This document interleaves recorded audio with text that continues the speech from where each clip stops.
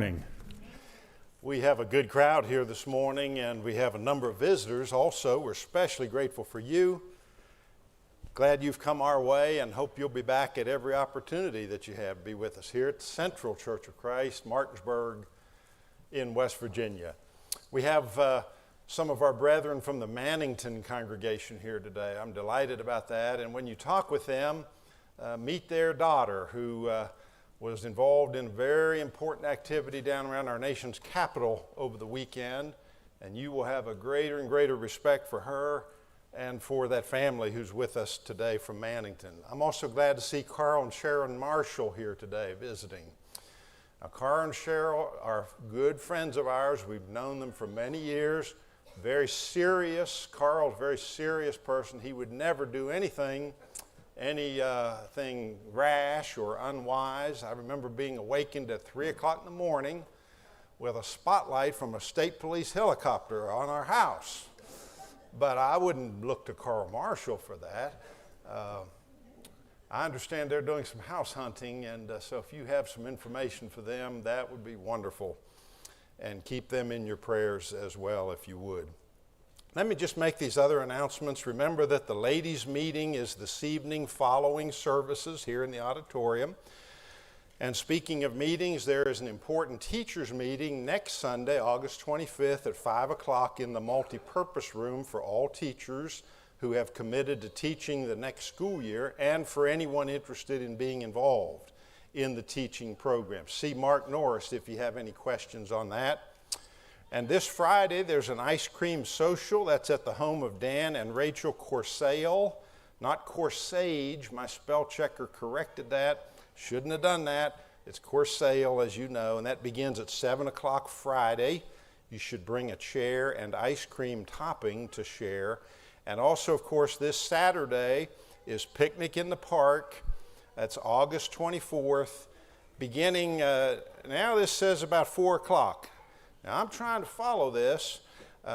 We said 4, then we said 5, now we're back to 4. So I think if you show up at 4:30, you'll probably be safe. It's at the State Farm Pavilion, which is on top of the hill there at the War Memorial Park, and that promises to be a good time. That's always an important highlight, and there'll also be a period of hymn singing during that picnic. Good time to invite a friend. Let me update a couple of things on your prayer list. If you did not get a bulletin, please be sure and get that and look at that prayer list especially. It is extensive. Remember these folks in your prayers this week. Please add to that the following. Faye Cardinal, dealing with COVID. We want to remember our members who are traveling for polishing the pulpit this week, and they're away from us. That's in Sevierville, Tennessee. There's illness in the Bennett home household this morning. Please remember that family in your prayers. And also, as you probably heard, Betty Castile's sister did pass away, and we want to remember Betty and the Castile family in their time of loss. And I'll have another word or two along that line in just a moment. But looking at our sermon together, in preparation for it, there are 2 events coming up that I want to just remind you of. First of all is Visitors' Day that is coming up on September 15th. Watch for visitors here that morning, especially those who are not members of the Lord's church. We're going to do a mass mailing into our community just a few days before this, and so hopefully we will, and that mass mailing will encourage them to come to services, to go to church, to try attending, and we're going to invite them to come here for services that morning. So watch for them. And also, if you'll keep in mind, October 5 and 6 for our seminar with Dr. Ryan Frazier from Freed-Hardeman University. This is entitled Overcoming the Blues, the Christian and Strong Mental Health. Last week I showed you a copy of the book that Brother Frazier has written. I said you may want to get a copy and read it before the seminar. All of those were taken.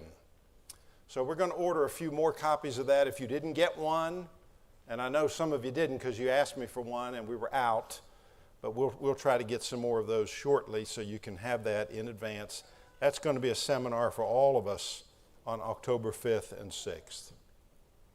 School starts tomorrow. Now, that has nothing to do with the picture on the screen. Except this. This morning, I want to speak to you about regrets. Avoidable regrets. And young people, this is especially for you. I know that school starts. And I know that you are making plans for your life, for careers. Some of you are beginning college, some are beginning high school, some are beginning other important educational programs in your learning. Some of you are thinking about who you're going to marry, how you're going to spend the rest of your life. Young people, this sermon is primarily for you because when you're young, like the verse said that was just read for us, you need to remember your Creator. Remember also thy Creator in the days of thy youth, before the evil days come, when thou shalt say, I have no pleasure in them. What a thought. What a profound admonition. Remember who you are, why you're here, where you're going. When you're thinking about what am I going to do with my life. I want to help you this morning avoid 4 regrets. These are common regrets that people have. But if you are young,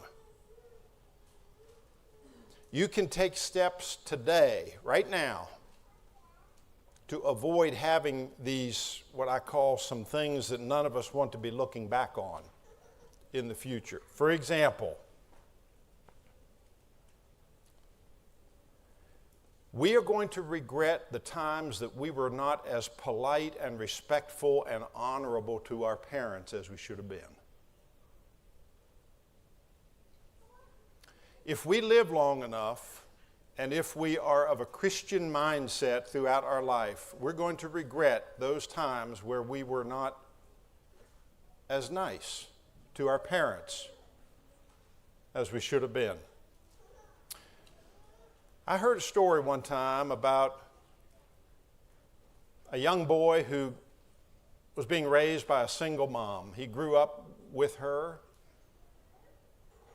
And as a young boy, he didn't really even notice that she had burns all over her face, her arms, her hands.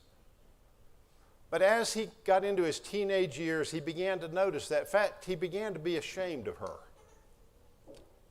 And he was embarrassed, especially around his friends, to say, this is my mom.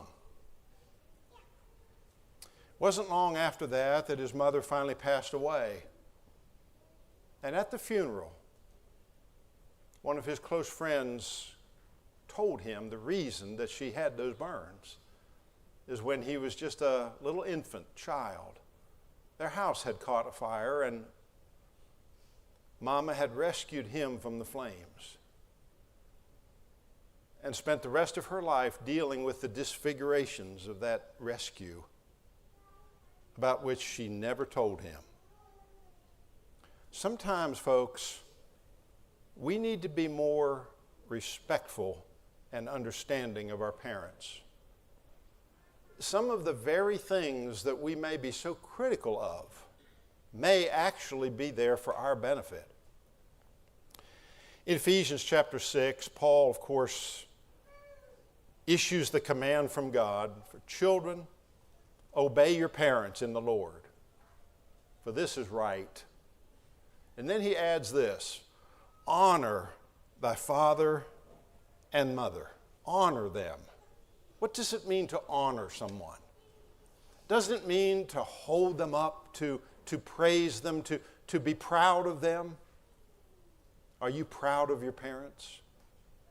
Honor thy father and mother, which is the first commandment with promise, he says, that it may be well with thee and thou mayest live long on the earth. In other words, your life is going to be better, generally speaking, if you'll honor your parents. Treat them with kindness and with respect.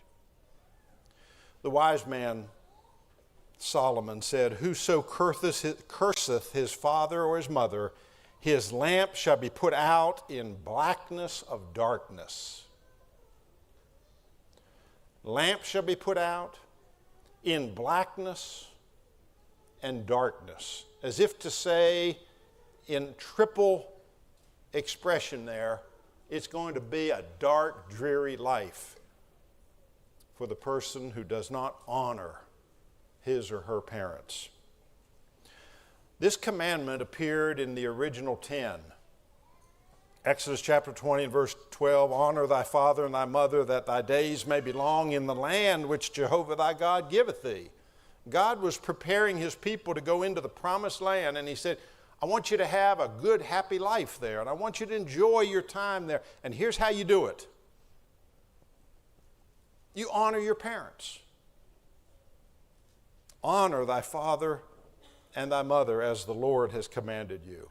And it's repeated again in Deuteronomy chapter 5 and verse 16, the second law, as it's called. "Honor thy father and thy mother as Jehovah thy God commanded thee, that thy days may be long, and that it may go well with thee in the land which Jehovah thy God giveth thee."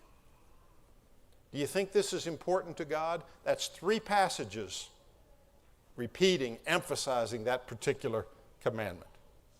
And Jesus himself said in Matthew 15 and verse 4, "For God said, Honor thy father and thy mother, and he that speaketh evil of father or mother, let him die the death." Do you realize that cursing one's father or mother under the old law was a capital offense? God takes that very, very seriously. Why? Because he needs our parents, he needs our honor, he needs our respect? No, we do. And the nation would be better off if young people were taught and required to honor and obey and respect their parents. Now, you in the church, you know that. When you go off to college, don't forget mom and dad, who are probably paying the bill. Incidentally, that's just a side note, okay? That's really not the motivation, but pick up the phone. Use your phone. Call them. You know what mom and dad love? They love to get a phone call. And I guarantee you, dad will stop what he's doing and talk to you on the phone if you'll call him. And so will your mom. Honor them, think about them, talk about them, pray about them. When you're speaking with your friends at school and you hear them bad-mouthing their parents, don't participate in that. You say something good about your parents. Honor them. Because one of the things none of us wants to be looking back on when we get to be a little older is having dishonored our parents. Here's another one.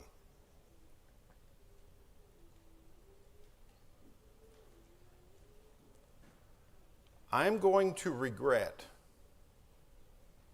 the times when I should have honored, encouraged, supported, spoken well of those who were attempting to lead me spiritually through this life. I'm talking now specifically, for example, about elders. When was the last time that you went up to our elders, or each of them, and said, "I just want you to know, I know it's not always an easy job. I appreciate you. I respect you. I know you're trying to do what's right." Now, you may not agree with everything that an elder does. Elders are people too. They might make decisions that you think are just great. They might make another decision and you're saying, that's not the way I would have. You know what? We need to respect the elders. We need to honor our spiritual leaders. 1 Timothy chapter 5 and verse 17, Paul lays it out there in a context of respect and honor. What about gospel preachers? Gospel preachers are going to make mistakes. They're going to say things that are wrong. They're going to get things wrong in the bulletin, if they're doing a bulletin. They're going to say things wrong in sermons. I have listened to recordings of my sermons, and I've thought, man, did I say that? I didn't mean to say it that way. And sometimes I don't even realize that I said it that way until later. You know what? Gospel preachers need your encouragement. They need your support. They need you to come up to them and say, you know what? That was a good sermon. If you can't say that, maybe you could at least say, you know what? I know you're trying. I know you're trying. And I appreciate that you're trying. You think you could say that? I want to commend the church here at Central. One of the reasons that I station myself with my beautiful bride at the door is I don't want anybody to leave here without being greeted if they want to be greeted. But the other reason is I delight, I need, and I so much appreciate your support. And I appreciate what you say to me as you're going out the door. Now, there are a few exceptions. Dick Bartrug once said to me, Bob, every sermon is better than the next. Think about that. Well, he said that with a smile on his face. I'm serious. I really appreciate the encouragement that you provide. There are texts, there are phone calls, there are emails, there are letters and cards and notes, and I know that you're praying for me and for Jonathan. And we appreciate that. You know what I'm going to regret when I get to be an old man? Don't laugh. I'm not there yet. You heard that snicker. I'm going to regret the times that I didn't encourage gospel preachers as much as I could have, especially those that are no longer here. Another example.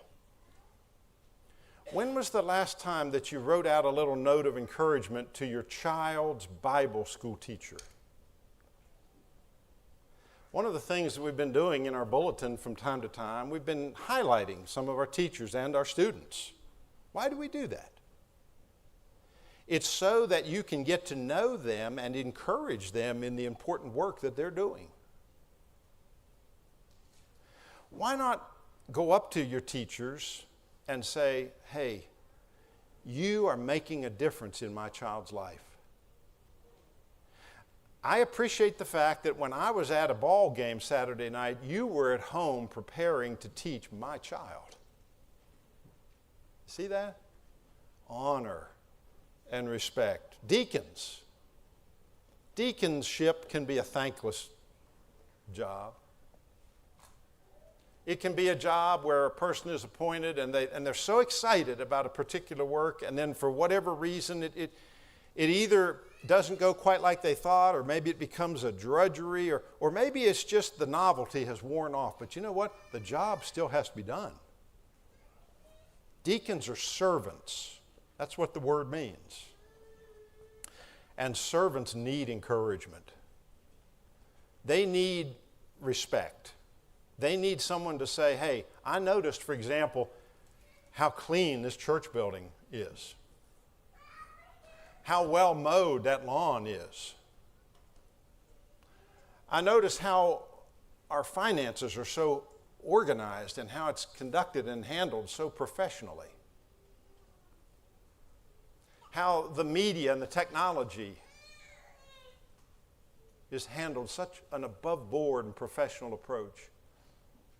The Bible school classes, on and on and on. I appreciate you and the work that you're doing. Honor to whom honor is due. And then let's not forget the wives. You know, elders have wives. The Bible says that an elder must be the husband of one wife. Deacons likewise have wives. And gospel preachers usually have wives. And unfortunately, being the wife is a harder job in almost every case. You know who needs your encouragement? It's the wives. They're the ones that are standing in the background, supporting their husbands. They are the ones who are helping their husband to get through those long, weary days and nights when encouragement is needed. I think we're going to regret, folks, when we get a little older and we look back and we think perhaps, I never really told her how much I appreciate what she does. Number 3, avoidable regrets. Have you told your wife lately that you love her? Have you shown your husband how much he means in your life? Husbands, love your wives as Christ loved the church and gave himself up for it. Wives and husbands are a team. They are mutually supportive. She was taken out of his side originally, not out of his head that she might dominate him, and not out of his foot that she should be a slave and a type of servant. She was taken out of his side that they might pass through this life hand in hand, side by side, that they might honor one another. How do you speak about your spouse when he or she is not around? I once knew a couple in the church, this has been many years ago, in a place far away from here. They were having some marital problems, at least on her side. She came to me frequently and told me about all the things he was doing wrong. I was just a young man. I didn't know much about marriage or about marital harmony. But I noticed something, that he never did come to me and badmouth her. But she badmouthed him to me all the time.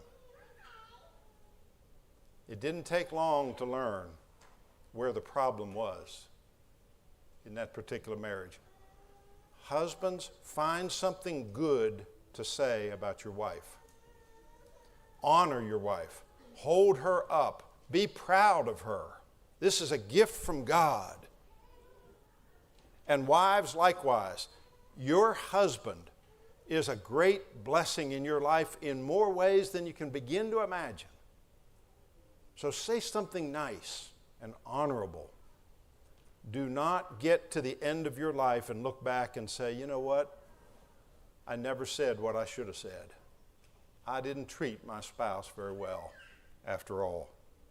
I want to share with you real quick here what is called 6 keys to resolving conflict in marriage. I'm just going to read these quickly, but I hope this will help you as you think about husbands and wives honoring one another. Number 1,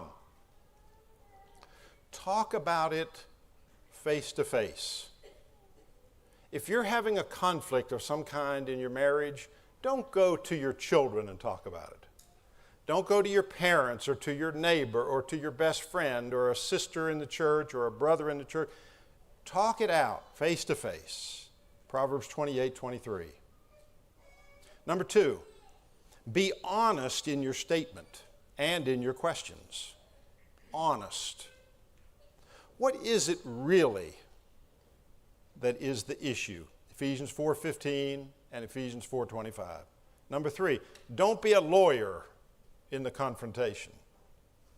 Yeah, that hurts a little bit. Don't be a lawyer. That is, the purpose is not to cross-examine.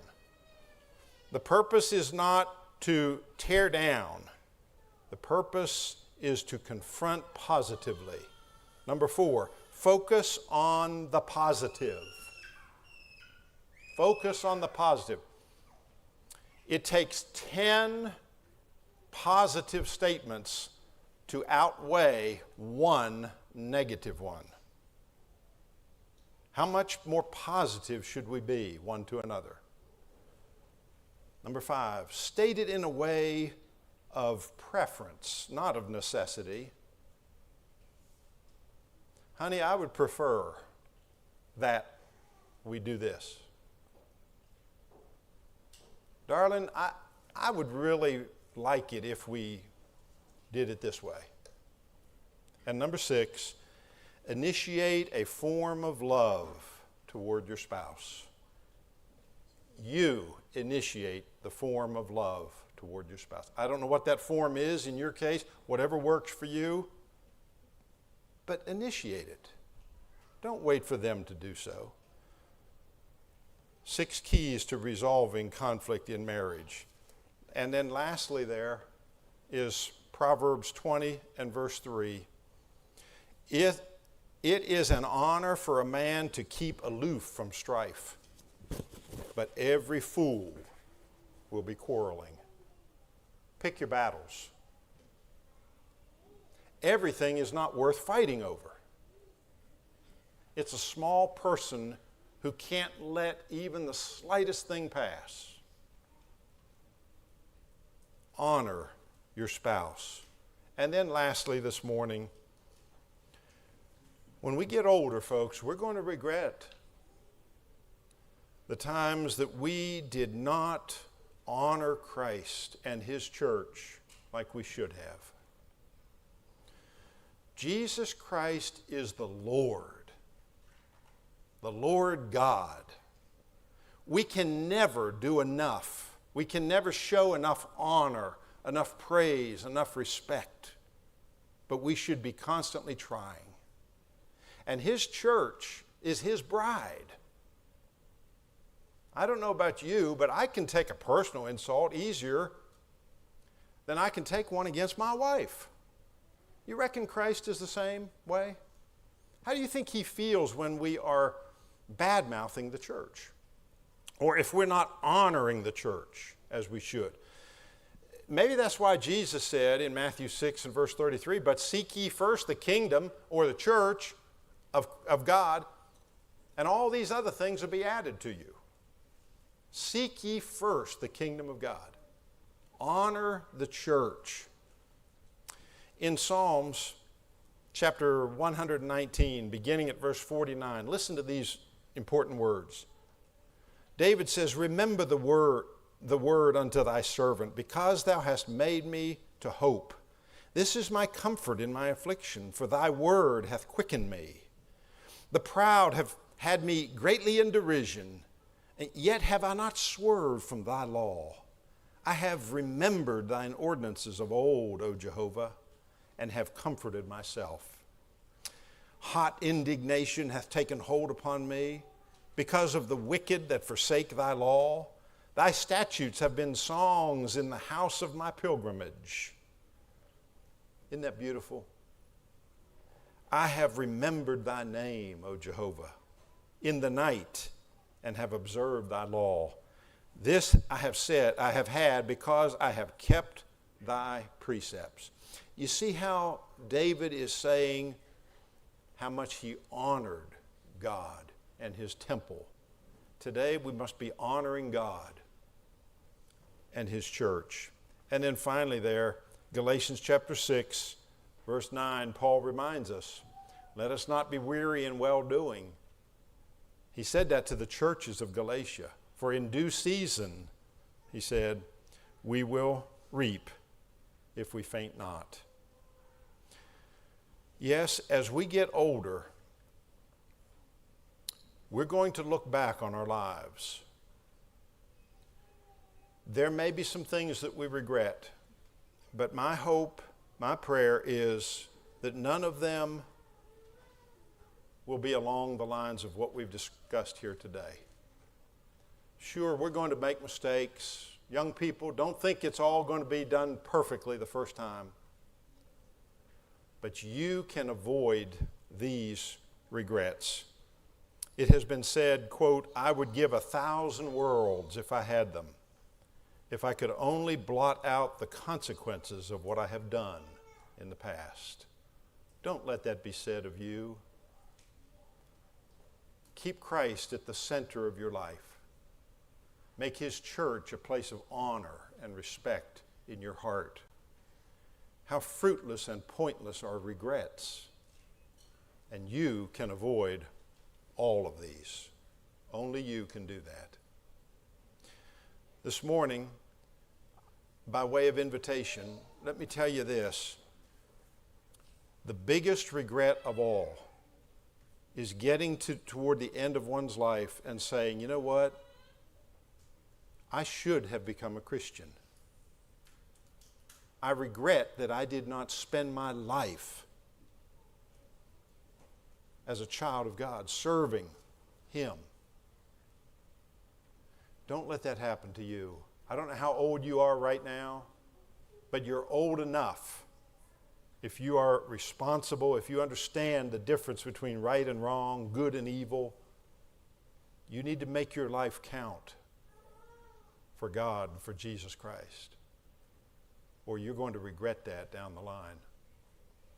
If you need to be baptized into Christ,